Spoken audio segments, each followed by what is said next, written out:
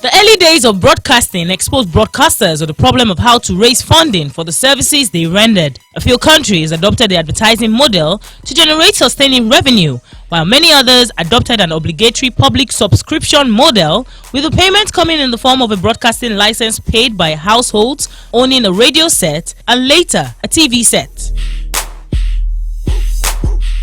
The United Kingdom was the first country to adopt the compulsory public subscription model, with the license fee money going to the BBC, which was formed on the 1st of January 1927 by Royal Charter to produce publicly funded programming, yet remained independent from government, both managerially and financially. The license was originally known as a wireless license.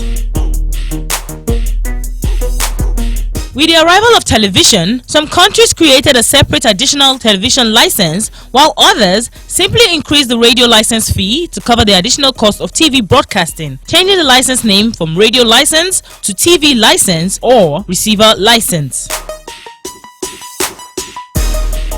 Today, most countries fund public radio broadcasting from the same license fee that is used for television, although a few still have separate radio licenses or apply a lower or no fee at all for customers who only have a radio. Some countries, however, have varying fees for users who use color or monochrome TV. On this episode of Public Announcement, HipTv will take a critical look at the television licensing, its history, how it works, and if Nigerians will embrace it in due time.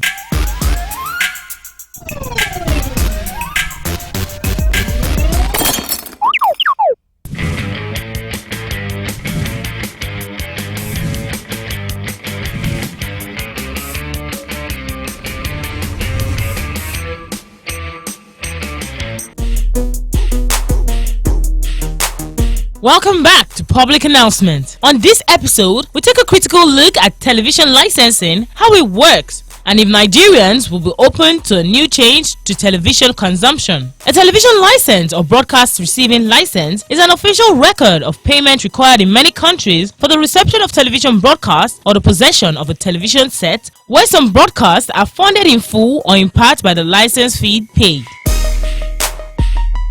The license is sometimes also required to own a radio or receive radio broadcast. A TV license is therefore an indirect tax for the purpose of funding public broadcasting, thus allowing public broadcasters to transmit television programs without or with only additional funding from radio and television advertisements. However, in some cases, the balance between public funding and advertisement is the opposite, as more funds may come in from advertisement than from licensing. While TV licensing is rare in the Americas, half of the countries in Asia and Africa and 2/3 of the countries in Europe use television licenses to fund public television. Television licenses are not used in Nigeria, except in the sense of broadcasting licenses granted to private networks who want to establish broadcasting organizations. NTA, the Nigerian Television Authority, the federal government-owned television station, has two broadcast networks, NTA1 and NTA2. NTA1 is partly funded by the central government and partly by advertising revenue, while NTA2 is wholly funded by advertisements. Almost all of the 36 states have their own national television authority stations, funded wholly or substantially by their respective government.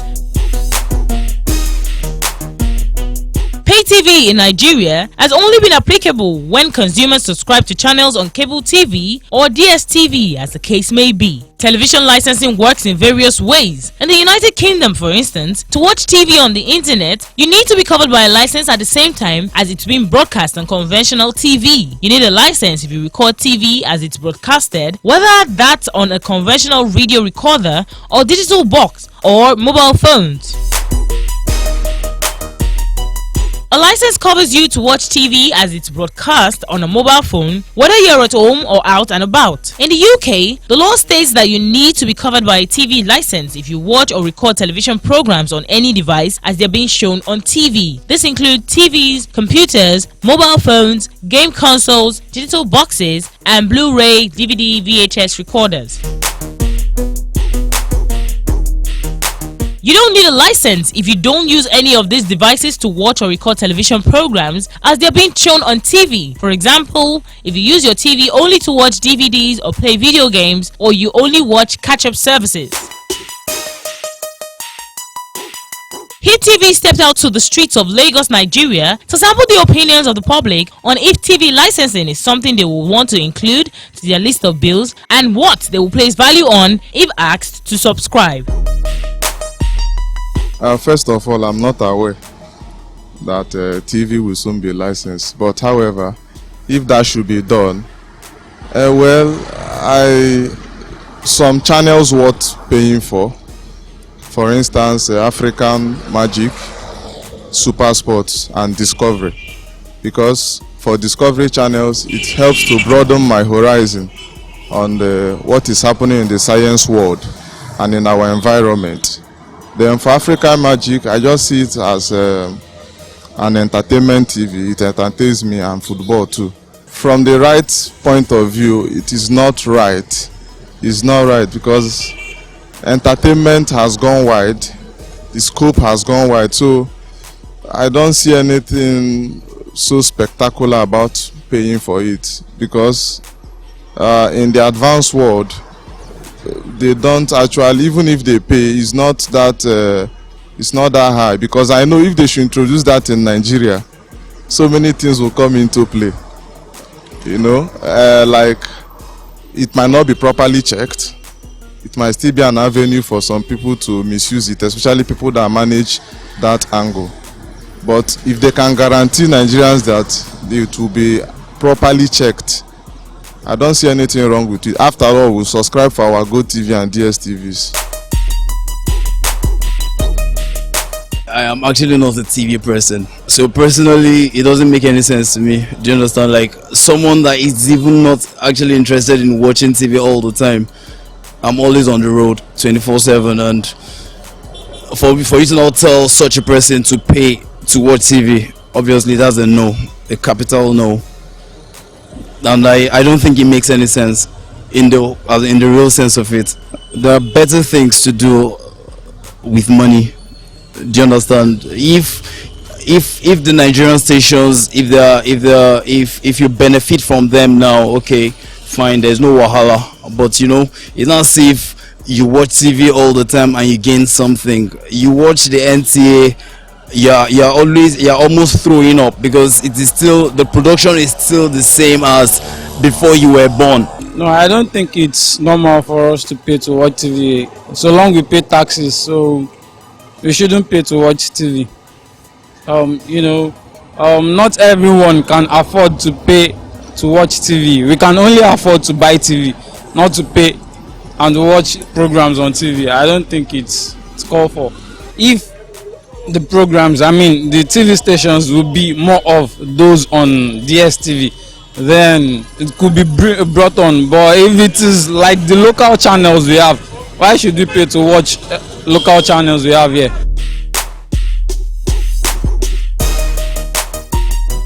What really matters is the service, the quality in service. If you can tune on your TV and get the best quality, I don't see any reason why I can't pay for it. It's something I can do. Since we have been paying for DSTV, I don't see any reason why we can't pay for local channels.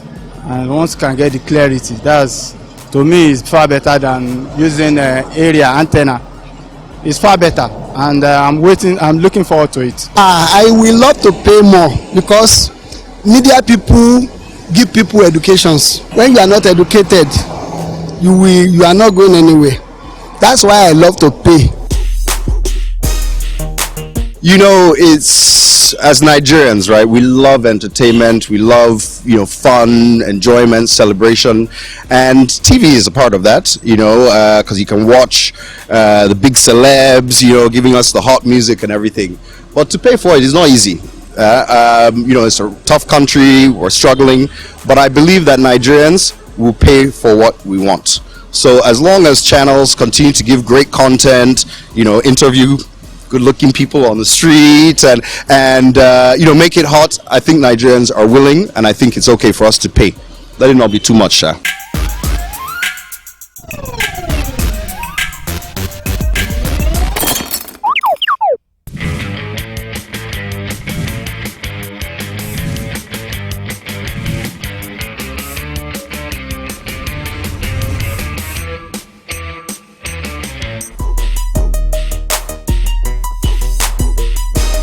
local TV, DSTV. I wouldn't like to pay. If I was given my chance, I would have preferred that even DSTV would have been free on air. I know that in civilized countries, people don't pay that much to watch the way we pay. Even in South Africa, that are the authors of DSTV, they don't pay as much as we pay in Nigeria. So I believe that we should be subsidized. Probably, maybe because we don't have a satellite that can give us, we are now going through different kind of means, difficulties. Normally, it shouldn't be as expensive as it is. I'm not saying it's not right completely, especially considering DSTV or cable network. It's not right to say they shouldn't pay at all, because I know they go through a lot. There are channels like, for you to even watch things like sports, I know they have to go through viewing rights. They pay so much money. You know, it's not going to be that free, but they should reduce the price. If I had my way to even advise DSTV, I will ask them to reduce the price and get more people buying DSTV. If they reduce the price, many more people will buy. They will still cover the same profit they are making by charging people very high. It's a welcome idea if they can give us what we are looking for. In fact, if they can give a challenge or competition, it will be good, because as it stands now, we only have DSTV functioning. HipTv came up, it didn't last the test of time. So we will be very happy if we see another cable network coming up that will give DSTV the right competition. Well, yeah, I will. The reason being that if those programs they are televising, it's very nice, it's educating. Most especially with the youth, we like watching programs that are very, very educating. If they put programs like the sports, because people are very, very good in watching sports, so if I have to pay for it and it's educating, I will pay. I support the idea, because like the satellite discs, like the DSTV that people pay to watch, the opportunity they have, they watch more programs and more educating programs than the local station. So if they can bring educating programs like that to the local channels and they are really educating, why not? I pay for it. Sure, I would, because I believe the content they're showing, are contents that people spend money to produce. You understand? So I believe it's something worth paying for. Yeah, I could pay to watch TV, but definitely not local stations. Because most local stations won't give you what exactly you want, and you find out that even like DSTV now, and other licensed stations, people they pay for it because they know they can get the value of their money from. And Nigeria, as of today, you have to get the value of whatever you are paying for, or else you're just wasting your time. Because even PSN themselves, they won't support whatever payment you are making. So you just have to be wise with whatever you want to pay for. So if I actually want to pay for any TV stations, it has to be better off TV stations than local TV stations. Well, it would depend on factors like the packaging. If you compare local TV now to the cable TVs, you'll of course know that the difference in terms of quality, content, it's really wide. So the only way I can pay is if they can up their game, quality content, quality programs, sports, things like that. But right now, I don't think that I can pay for what they show now. No. But if you are serious, if they want to make, paying for TV, well, they want to make, they want to generate funds, fine. But you need to do the right thing. Put quality content, spend money on your programming, and and you make money. That's what I feel.